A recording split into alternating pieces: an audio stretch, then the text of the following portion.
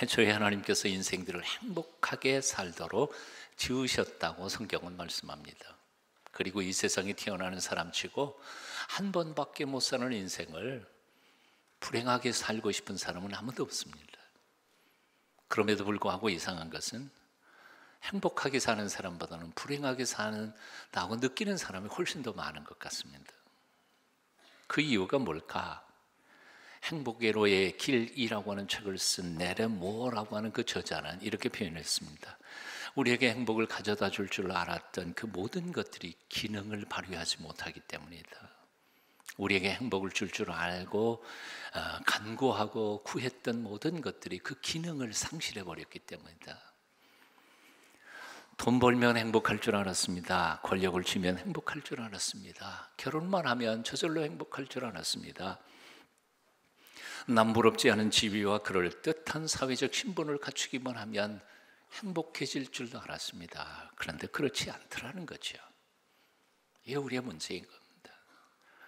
행복을 줄 줄 알았던 것들이 그 기능을 발휘하지 못하는 것, 우리 인생의 문제가 아닐까.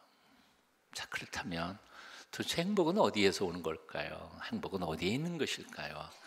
오늘 시편 본문 시편 1편에는 하나님께서 우리에게 두 가지 속에 하나님의 행복을 담아 주셨다고 가르쳐주고 있음을 봅니다. 그 첫 번째는 선택 잘해, 그러면 행복할 거야, 그러고 가르쳐 주십니다.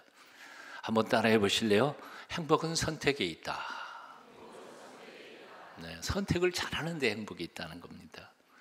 오늘 시편 1편은 이렇게 시작합니다. 복 있는 사람은 둥둥둥둥 쭉 가는데 한글 성경에는 그렇게 서술체로 밋밋하게 재미없이 썼습니다. 그렇지만 시편은 전체가 노래입니다. 운율입니다.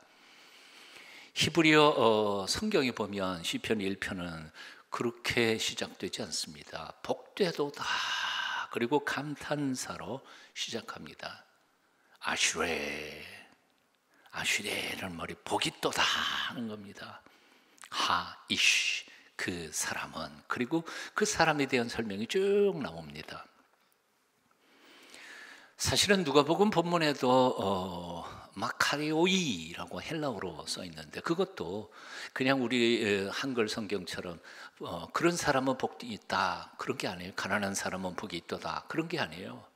예수님께서 하신 말씀은 복이 있도다 가난한 사람이요, 왜냐하면 내가 그를 부하게 만들어 줄 것이기 때문이다. 문법적 의미를 살려가면서 해석을 해야 되는데 우리 한글 성경이 그렇게 해석을 못하는 것 같아요. 그래서 저는 복 있는 사람, 또 복 없는 사람, 행복하게 사는 길, 불행하게 사는 길, 시편 1편에 쭉 소개하고 있는 그 글을 좀 제 번역으로 좀 쉽게 한번 풀어봤습니다. 한번 제가 읽어볼게요. 복되도다 악인의 꾀를 따르지 않는 사람, 복되도다 죄인들의 길에 서지 않는 사람, 복되도다 오만한 자들의 자리에 앉지 않는 사람, 복되도다 여호와의 율법을 즐거워하여 그의 율법을 주야로 묵상하는 사람이요, 그런 사람은 시냇가에 심은 나무처럼 철따라 열매를 맺으리라. 가뭄에도 그 잎사귀가 마르지 않는 것처럼 하는 일마다 다 형통하리라. 아멘 좀 크게 하세요. 시편 1편은 시편 150편 전체의 요약이자 서론이고 핵심 메시지입니다. 구약의 본문인 예레미야 본문도 역시 마찬가지입니다. 앞에 절반은 빼놓고요. 예레미야 17장 7절 8절을 읽어보면 그렇습니다. 그러나 무릇 여호와를 의지하며 여호와를 의뢰하는 그 사람은 복을 받을 것이라. 그가 물가에 심어진 나무가 그 뿌리를 강변에 뻗치고 더위가 올지라도 두려워하지 아니하며 그 앞이 청청하며 가뭄은 해에도 걱정 없고 결실이 그치지 아니함 같으리라. 아멘. 어떤 사람들은 행복과 불행은 숙명이라고 생각하는 사람들이 있는 것 같습니다. 그래서 조금만 어려움을 겪어도 남 탓해요. 너 때문이야. 초상 탓합니다. 내가 그때 그 사람을 만나지 않았던들 하고 자기가 만난 사람을 탓합니다.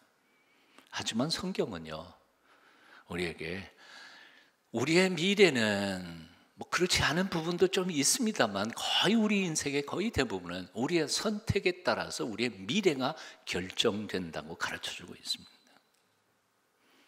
사기꾼이 내 인생을 망친 게 아닙니다. 사기꾼의 말에 현혹되어서 내가 그 사기꾼의 말을 선택했기 때문에 내가 망가진 건데, 악인의 꾀를 따르면 잘 될 것 같아서 그 꾀를 따라가다가 보니까 내가 망한 거죠. 죄인들의 삶이 재미있을 것 같아서 따라 살다가 보니까 내 인생이 망가진 겁니다. 내가 망하는 길을 선택했으니까 망한 거죠. 내가 만일 흥하는 길을 선택했다면 나는 흥했을 거예요. 틀림없어요. 한번 따라해 보실래요? 남 탓할 것 없다. 내가 선택한 것이다. 내가 택한 거예요. 원망할 필요 없어요. 오늘은 내가 어제 선택한 열매로 오늘 내가 살고 있는 거예요. 그리고 내일이나 미래는 어떨까요? 오늘 내가 선택한 것에 따라서 내일이나 미래를 살아가게 될 거예요. 그러니까 오늘 선택을 잘해야 돼요. 오늘 선택을 잘해야 돼요. 선택할 때는 덤벙덤벙 아무렇게 선택했고 나중에 그의 대가를 치를 때에는 후회해봐야 이미 늦은 거예요. 누가 복됩니까? 누가 흥합니까? 누가 가뭄에도 철따라 열매를 풍성하게 맺습니까? 누가 남들 다 망하는 데에도 시냇가에 심은 나무처럼 그렇게 하는 일마다 다 형통하게 됩니까? 하나님께서 이렇게 말씀하세요. 악인의 길을 따르지 않는 사람, 죄인의 길에 섰지 않는 사람, 오만한 자의 자리에 앉아가지고 뚱뚱거리고 큰소리치는 사람, 그런 사람 말고 날마다 매 순간 하나님의 율법을 사랑하며 그 말씀을 묵상하며 그 말씀대로 살아보려고 몸부림치는 사람, 그런 사람 복 있는 사람이다. 선택을 잘 하셔야 합니다. 제발 흥하는 길을 선택하십시오. 행복한 길을 선택하십시오. 잘 사는 길을 선택하십시오. 내 경험, 내 잔꾀, 내 실력 의지하고 오직 의지하지 않고 오직 하나님만 의지하며 하나님의 말씀대로 살아보려고 노력하고 애써 보시라는 거예요. 하나님 책임져 주신다는 거예요.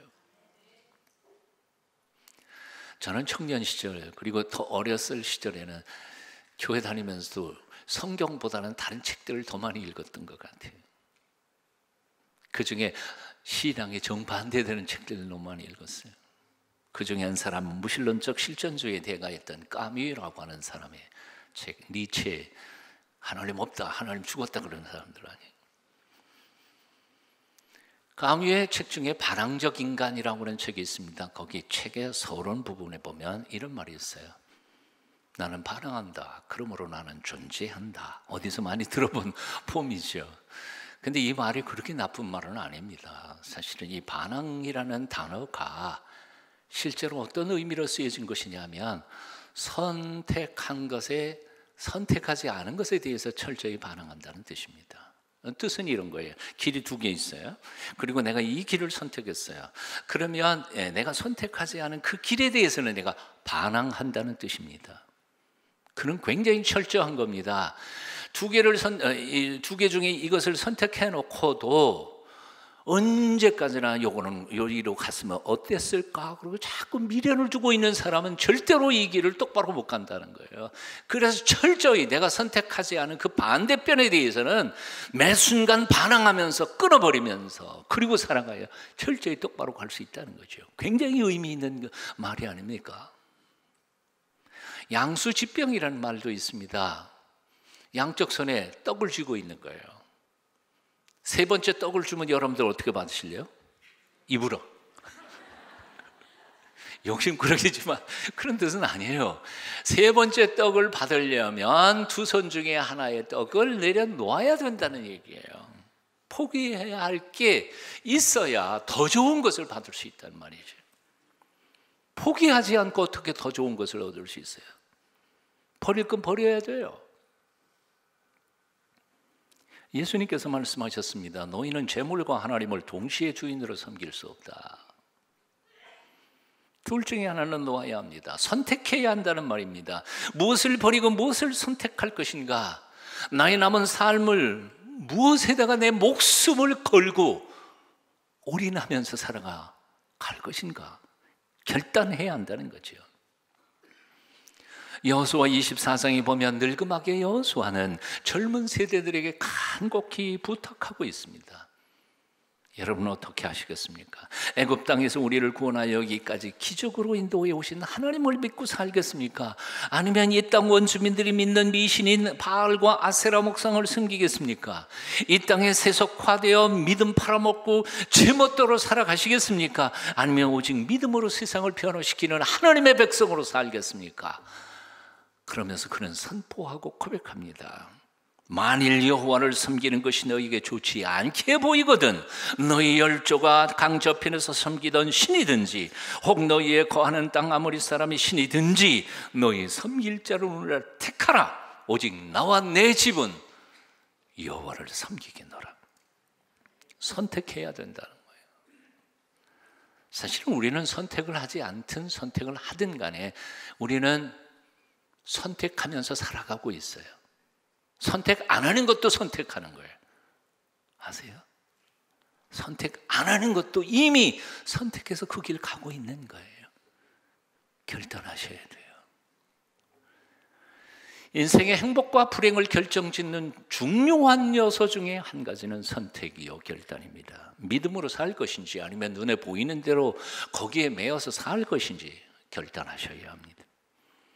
하나님의 말씀을 사랑하며 그 말씀 그대로 지켜 행하면서 살 것인지 아니면 이제까지 살아왔던 것처럼 그럭저럭 믿음 흉내내면서 냄새나 피우면서 대충 세속적인 인생을 적당히 즐기면서 살아갈 것인지 결단하셔야 된다는 거죠. 믿음은요, 올인이에요. 결혼도 올인인 것처럼요. 한 남자와 한 여자가 결혼합니다. 어떻게 고백해요? 내 모든 것은 당신 거예요. 당신 거 모든 것은 내 거예요. 그렇잖아요. 그래서 결혼되는 거 아니에요. 내 몸은 당신 거. 그렇지만 내 마음은 전 남자 거. 결혼돼요? 안 돼요. 신앙도 마찬가지예요. 하나님, 내 모든 것 당신 겁니다. 당신 모든 것 내 겁니다. 그래서 신앙도 사랑도 질투가 있는 거예요. 근데 내 몸은 예배당에 와 있는데 마음은 세상에 가 있다면, 돈에 있다면 그게 무슨 신앙이에요? 올인이에요, 올인. 믿든지 말든지 둘 중에 하나로 해야지. 믿는 것도 아니고 안 믿는 것도 아니고 그건 아무것도 아니에요. 오늘 선택하십시다. 말씀을 사랑하겠습니다. 말씀대로만 살겠습니다. 주께서 죽으라 하면 죽겠습니다. 죽으면 죽으리라. 똑똑하지도 않은 내 머리 잔께 부리지 않겠습니다. 오직 주님 말씀만 순종하며 살겠습니다. 말씀 그대로 있는 그대로 한번 살아보겠습니다. 세상과 타협하지 않겠습니다. 그래서 하나님의 살아계신 증거를 내 삶 속에서 체험하면서 살아보겠습니다. 아멘. 한번 결단해 보시라는 거예요. 복 있는 사람은 누구일까요? 오늘 본문 말해요. 악인의 꾀를 따르지 않는 사람이요, 죄인의 길에 서지 않는 사람, 오만한 자의 자리에 앉아서 배 뚱뚱거리며 교만하지 않는 사람, 오직 날마다 주야로 주의 말씀을 사랑하며 즐거워하며 묵상하는 사람, 그 사람은 시냇가에 심겨진 나무처럼 잘 따라 열매를 맺을 거고, 온 세상 천지가 가뭄이 들어서 다 망한다 그래도 그 사람만큼은 하는 모든 일을 하나님께서 어떻게 해요? 형통케 하시겠다는 거지. 결단 한번 해보십시오. 진짜예요. 시편 1편이 우리에게 가르쳐주는 행복의 또 다른 조건이 있습니다. 한번 따라해 보시죠. 행복은 경건한 습관에 있다. 습관이요. 경건한 습관에 있다는 거예요. 한번 또 따라해 봤으면 좋겠습니다. 불행은 나쁜 습관에서, 행복은 좋은 습관에서. 의미가 통하시죠? 반복되는 행동이 반복되면 습관이 됩니다. 그리고 습관이 모여지면 인품과 인격이 됩니다. 그 사람의 인품과 인격이 형성되면 그 사람이 인생이 그렇게 형성되는 것입니다. 다시 말해서 인생이라고 하는 것은 복잡하지 않아요. 버릇과 습관이 모여서 인생을 이루어가는 것이죠. 아름다운 인생이란 어렵지 않아요. 아름다운 버릇과 습관, 아름다운 행동들이 모이면 아름다운 인생이 되는 거예요. 아름다운 인생이 따로 있는 게 아니에요. 추한 인생이란 뭘까요? 추한 행동, 추한 생각, 추한 습관들이 모여지면 그 추한 인생이 돼버리고 말죠. 나는 여러분들이 모두 행복하게 사시기를 축원합니다. 좋은 생각만 하세요. 좋은 행동과 습관들을 기르도록 노력해 보세요. 그리고 그것을 반복해서 나의 인격이 되고 내 인생이 되게 해보세요. 틀림없이 행복한 인생을 사시게 될 거예요. 근데 거꾸로 날마다 한숨만 푹푹 쉬세요. 아침에 눈 뜨자마자 오늘은 또 어떻게 살 거냐, 점심 먹다가도 말고 내 인생 왜 이 쪼잔하냐, 저녁 잠자리에 들기 전에도 거기다가 또 몇 가지 보태요. 난 안 돼, 난 죽을 거야, 난 망할 거야, 나는 암에 걸려서 죽을지도 몰라, 그런 생각 자꾸 하면서 한숨 푹푹 쉬다가 보면 한 달이 못 되어서 어떻게 될지 알아요? 내 마음속에 그래요, 진짜 죽을 것 같아요, 망할 것 같아요. 그러다가 몇 개월 더 지나면 진짜 암 걸려서 죽을지도 몰라요. 사이코소매틱 디시즈라는 의학적인 용어가 있죠. 사이코, 정신이, 소마, 몸에 미치는 질병입니다. 시민성 질병이라고 그러죠. 예. 생각이 몸에 영향을 주어서 질병은 나게 돼 있는 거예요. 본래 몸의 구조라고 하는 게요. 여러분 마음속에 미움을 키워보세요. 미운 사람 묵상하고 큐티하고 연구해 보세요. 미운 사람 미운 이유를 10가지를 적어놓고 날마다 읽어보고 복습해 보세요. 미워 죽겠죠. 근데 그 사람만 미운 게 아니에요. 그런 미움을 품고 살다가 보면요, 하나님도 믿고요, 나를 사랑하는 사람들도 미워 보이고요, 심지어 나중에 가다가 보면 나 자신도 나를 사랑할 수 없게 돼요. 불행해요. 한 번밖에 없는 삶, 한 번 가면은 다시는 돌아올 수 없는 이 일회적인 인생을 한숨과 낙심과 절망과 포기와 싸움과 시기 질투와 논쟁으로 낭비하지 않게 되시기를 축원합니다. 그저 아름다운 생각, 귀한 것들, 사랑과 겸손과 인내와 섬김의 버릇으로 꽉 채워서 정말 행복한 인생을 살아가게 되시기를 축원합니다. 4명의 자녀를 둔 어머니가 유명한 현자 랍비를 찾아왔습니다. 그리고 물었습니다. 어떻게 하면 우리 내 자식들을 잘 키울 수 있을까요? 그 현자는 어머니를 정원으로 데리고 왔습니다. 그리고 4구류의 나무를 뽑으라고 명했습니다. 바로 금방 심어놓은 나무, 그냥 힘들이지도 않고 그냥 쉽게 뽑아졌습니다. 심은 지 몇 달 안 되는 나무, 힘은 좀 들었지만 그래도 쉽게 뽑을 수 있었습니다. 심은 지 2, 3년 된 나무, 끙끙거리다가 그래도 뽑았습니다. 15년 된 나무, 죽어도 뽑을 수가 없었습니다. 현자는 그에게 이렇게 말했습니다. 자녀 교육도 이 나무와 같습니다. 오랜 습관은 깊은 뿌리를 내려서 바꾸기가 어렵지요. 어린 자녀에게 좋은 습관을 갖게 하십시오. 좋은 습관을 갖게 하십시오.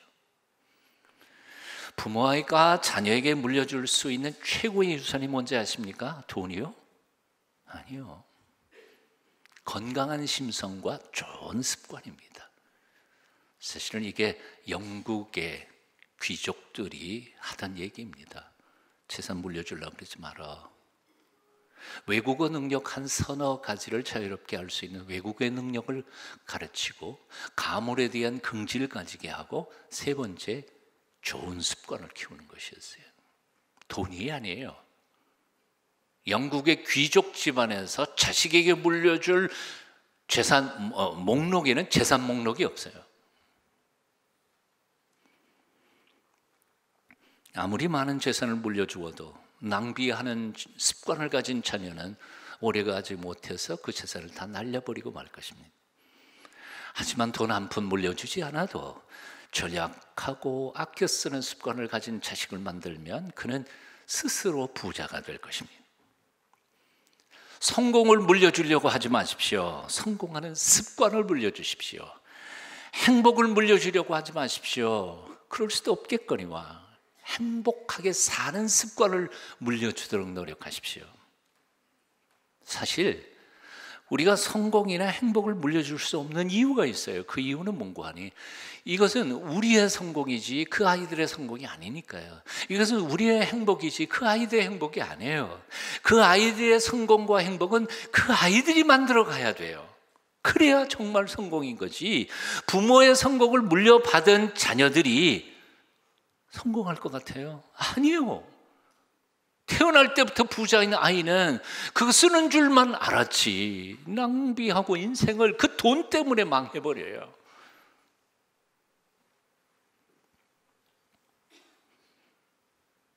우리가 그들에게 물려줄 것은 습관입니다. 성공하는 습관, 행복하게 사는 습관을 물려주시기를 축원합니다.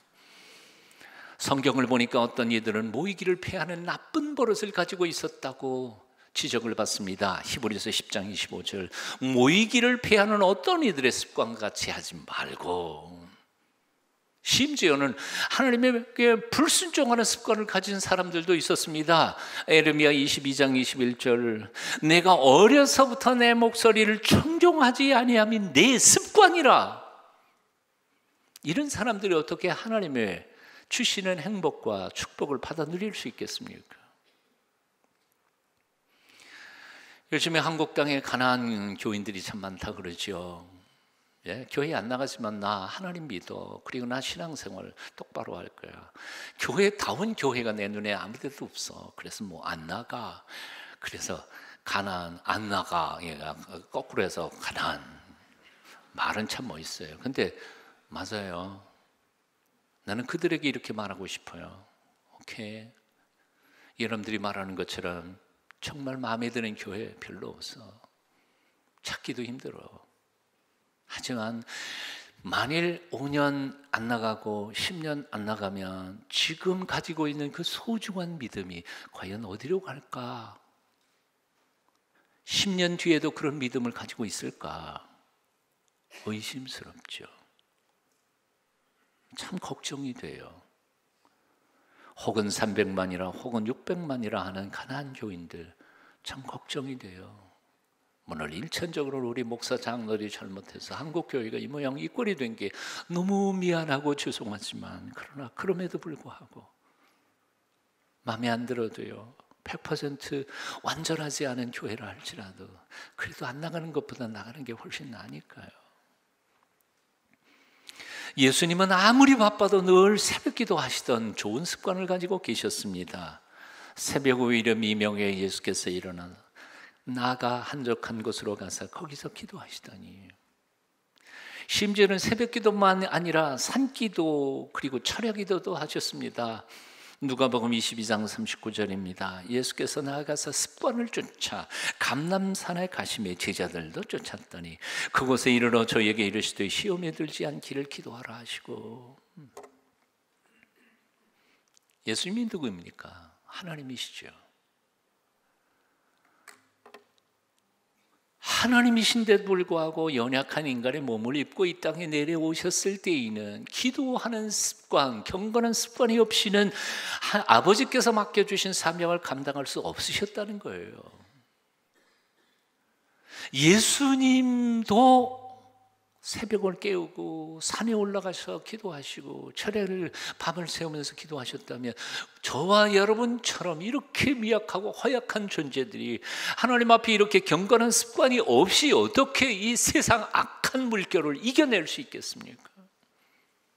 어떻게 우리가 이길 수 있겠어요? 우리가 어떻게 이 조그마한 믿음이라도 지켜갈 수 있겠습니까? 경건하고 거룩한 습관을 길러야 할 이유가 바로 여기 있는 거지. 글 하나 읽어드립니다. 자기 훈련이란 자기가 하기 싫어도 해야 할 그 일을 하는 것이다. 와, 멋진 말 아니에요? 한번 같이 읽어봐요. 시작. 자기 훈련이라 자기가 하기 싫어도 해야 할 그 일을 하는 것이다. 훈련이라는 건 그런 거예요. 누구 뭐 하고 싶어서 해요? 하기 싫어도 해야 하는 게 훈련이니까요. 그래야 성숙하고 그래야 잘하니까요. 그 다음에 글은 제가 그냥 읽어드리겠습니다. 한번 잘 들어보십시오. 사람들은 자신의 나쁜 습관을 고치고 싶어한다. 좋은 습관을 기르고 싶어한다. 하지만 그것을 실제로는 실천하지 않아서 문제가 되는 것이다. 예를 들어 많은 사람이 담배 피우는 습관을 끊기를 원한다면서도 실제로는 못한다. 그래서 어떤 이가 말했다. 담배를 끊는 것은 가장 쉬운 일이다. 수천 번 해봤으니까. 웃으라고 읽은 건데 웃지도 못하시네. 담배 끊는 게 제일 쉽대요. 오늘 끊었어요. 그리고 내일 다시 피우고, 내일 저녁은 끊고 또 모레 다시 피우고. 그게 뭐 담배 끊는 거니까요.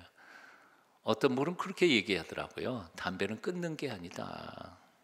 예? 끊었다고 말하는 순간 다시 피울 가능성이 훨씬 많다는 거예요. 나는 언제든지 피울 가능성이 있다는 거예요. 그래서 자기 자신의 연약함을 알면서 자기에게 경고하고 결단하지 않고는 다시 재발할 가능성이 언제든지 있다는 거죠. 어느 외과 의사의 죽음이라는 기사에서 세계적으로 유명한 흉부외과 의사 폴 아킨스 박사의 폐암 발전 과정이 생생하게 실려 있었다. 자신의 일과 연구 영역에서 위대한 훈련가였던 그는 의학 분야에서 자신이 직업으로 오랫동안 집중 연구해온 바로 그 병의 희생자였다.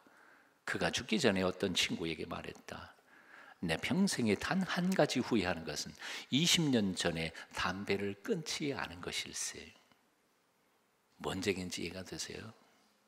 자기가 평생 연구한 게 흡연은 폐암의 원인이 된다는 것을 자기가 연구했고 가르쳤고 환자들에게 그렇게 말했으면서도 자기는 20년 전에 담배를 안 끊은 거예요. 그러니까 폐암으로 죽은 거지요. 폐암 전문가가. 참 얼마나 어리석은 일이냐 하는 거예요. 여러분, 끊을 것을 끊으십시오. 오늘도 성령께서 우리의 마음속에 말씀하시는 게 있어요. 너 그거 버려. 근데 아직도 나중에 버릴게요. 10년 뒤에, 5년 뒤에, 아니 내일, 모레. 오늘 그냥 오늘 버려요. 끊을 거 끊어요. 죄악된 습관을 옛 습관을 버리십시오. 그리고 경건한 새로운 습관을 기르기 시작하십시오. 거짓말을 버리고 비판하는 습관을 버리고 부정적인 삶의 태도를 버리고 시기, 질투, 낙심, 미움, 적대감, 불신앙, 불순종 다 버리고 오직 아름답고 경건한 믿음의 습관들을 길러가시기를 축원합니다. 그럴 때 하나님이 책임져 주시겠다는 거예요. 습관 중에서 가장 복된 습관이 무엇입니까? 오늘 본문은 이렇게 말하고 있습니다. 악인의 꾀를 따르지 않는 거, 죄인의 길에 서지 않는 거, 오만한 자의 자리에 앉지 않는 거, 그리고 가장 핵심적인 얘기가 하나님의 율법을 제일 늘 즐거워하면서 그것을 묵상하는 거. 이게 가장 복된 습관이라는 거죠. 그런 사람들은 시냇가에 심은 나무처럼 철따라 열매를 맺을 거라는 거예요. 온 세상 가뭄 들어서 다 망해가도 그런 사람만큼은 하는 일마다 형통할 거라고 하나님이 약속하시는 거예요. 그런데 성경이 다른 구절을 보면 그 반대되는 사람도 경고하고 있어요. 말씀을 잊어버린 사람, 하나님의 언약의 말씀에 관심이 없어서 하나님에 대하여, 우리에 대하여 무지한 사람들에게 대하여 호세아서 4장 6절은 이렇게 경고합니다. 내 백성이 지식이 없음으로 망하는도다. 내가 지식을 버렸으니 나도 너를 버렸네. 제사장이 되지 못하게 할 것이요. 내가 내 하나님의 율법을 잊었으니 나도 내 자녀를 잊어버리리라. 책임 못 지겠다는 거예요. 와, 무서운 얘기예요. 말씀에 대한 지식이 없어서 망한다는 거예요. 돈이 없어서 망하는 게 아니에요. 권력의 뒷배경이 없어서 망하는 게 아니에요. 온 세상 우주 만물, 인간의 생사화복을 주장하시는 하나님 그분에 대한 지식과 지혜, 말씀을 잘 몰라서 망할 것이라는 거지. 오늘부터 말씀을 사랑하시기를 축원합니다. 그 말씀을 하나하나 즐거워하며 열심히 배워가시기를 바랍니다. 주님이 약속하셨습니다. 진리를 알지니 진리가 너희를 자유케 하리라. 말씀을 사랑하십시오. 말씀을 즐거워하십시오. 그 말씀 배우기를 갈망하고 날마다 그 말씀 앞에 엎드리십시오. 한 번밖에 못 사는 인생, 정말 행복하고 형통한 인생 살아가게 되시기를 축원합니다. 기도하겠습니다. 말씀으로 세상을 창조하신 하나님, 오늘도 말씀을 통해 우리를 인도하시는 아버지, 우리가 말씀에 무지해서 어리석게 살지 않도록 날마다 그 말씀 사랑하며 배우고 익혀 진정한 참된 행복의 길을 걸어갈 수 있도록 우리를 붙잡아 주시옵소서. 예수님 이름으로 기도합니다. 아멘.